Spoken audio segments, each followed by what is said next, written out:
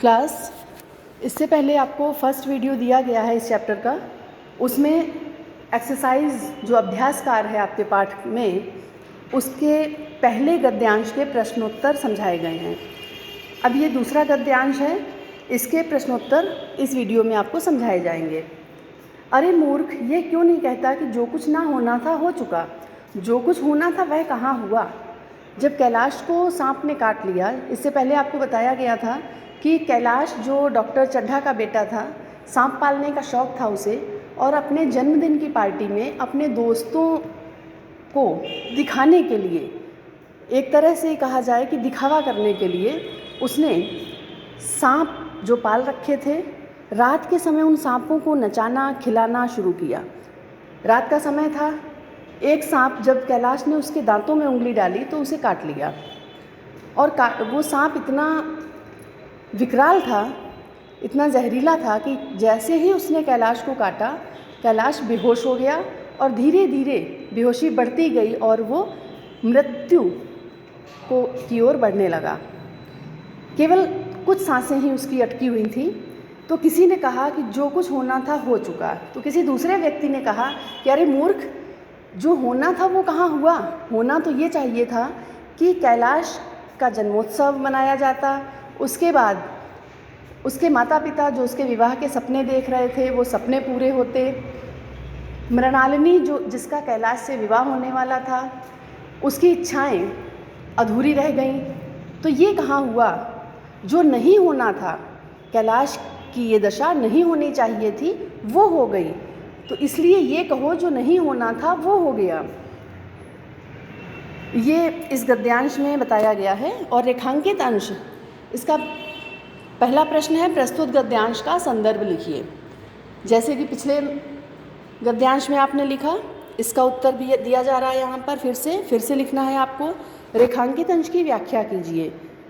मन के वह स्वर्ण स्वप्न अर्थात सुनहरे सपने, मन में जो मृणालिनी ने, कैलाश के माता पिता ने सुनहरे सपने पाल रखे थे, जो आनंद का स्रोत थे उनके जीवन में, जिससे आनंद भरा हुआ था। आनंद ही आनंद केवल किससे था, कैलाश के कारण। और जब कैलाश नहीं रहा तो उनका सारा आनंद, उनके सारे सपने, उनकी इच्छाएं, सब कुछ नष्ट हो गईं। जीवन के क्या वह पूरे हो गए। लेखक कहता है, यहाँ प्रश्नवाचक लगा है, कि क्या वो सपने जिनसे आनंदित होने वाले थे वे सब, क्या वो सपने पूरे हो पाए, नहीं हो पाए। जीवन के नृत्यमय अर्थात जीवन में नाचती हुई लहरों के समान, जैसे समुद्र में लहरें नाचती हैं, वैसे ही उनके जीवन में जो नाचती हुई इच्छाएं थीं वो क्या पूरी हो पाई, नहीं। उन्हें नाचती हुई लहरों में, जैसे कि समुद्र में चलती हुई नाव उसी की लहरों से टकराकर डूब जाती है, वैसे ही कैलाश के जीवन की नौका डूब गई। जो ना होना था वह हो गया। इसमें 5 प्रश्न दिए हैं, पांचों के उत्तर यहाँ दिए जा रहे हैं। पहला है, प्रस्तुत गद्यांश हमारी पाठ्यपुस्तक हिंदी के गद्य खंड में मंत्र नामक कहानी में संकलित है। इसके लेखक प्रसिद्ध कहानीकार मुंशी प्रेमचंद जी हैं। ठीक है। इसके बाद दूसरा, रेखांकित अंश की व्याख्या। इस तरह से आपको हेडिंग डालनी है, रेखांकित अंश जीवन के डैश हो गया। फिर ये उत्तर दिया हुआ है।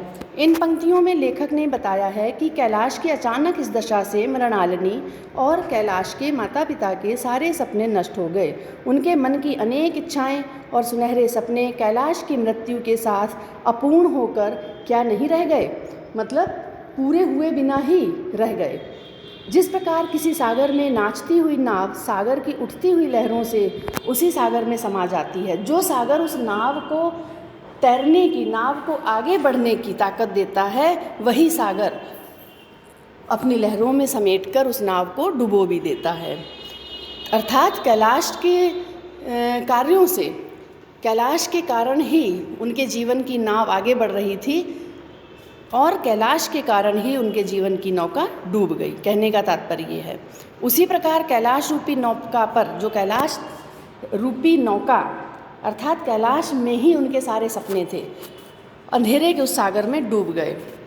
कहने का तात्पर्य ये है कि कैलाश की मृत्यु उस समय हुई जब उसके जीवन उसे जीवन के प्रत्येक सुख को देखना था। उसकी मृत्यु से उसके माता पिता, मृणालिनी आदि सभी पूरी तरह से प्रभावित हुए। अगला प्रश्न है कि कैलाश की प्रेमिका मृणालिनी क्या चाहती थी?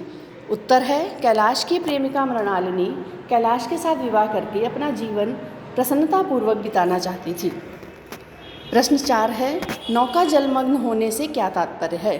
नौका जलमग्न, उत्तर यहाँ पर दिया है, नौका जलमग्न होने का तात्पर्य सहारा नष्ट हो जाना, जिससे मृणालिनी का विवाह होना था। जब वही नहीं रहेगा तो इसे ही नौका का जलमग्न कहा जाएगा। नेक्स्ट क्वेश्चन है, जो कुछ होना था हो चुका से क्या तात्पर्य है? आंसर है, जो कुछ होना था से हो चुका से तात्पर्य है कि कैलाश के भाग्य में सांप काटने से मृतप्राय होना लिखा था, मृणालिनी और कैलाश के माता पिता के सपने अधूरे रह जाना लिखा था, तो वही हो गया। इस वाक्य से यह भाव है इसका। तो ये दूसरे गद्यांश के प्रश्नोत्तर हैं, इन्हें आप ध्यान से सुनिए और कॉपी में लिखिए। धन्यवाद।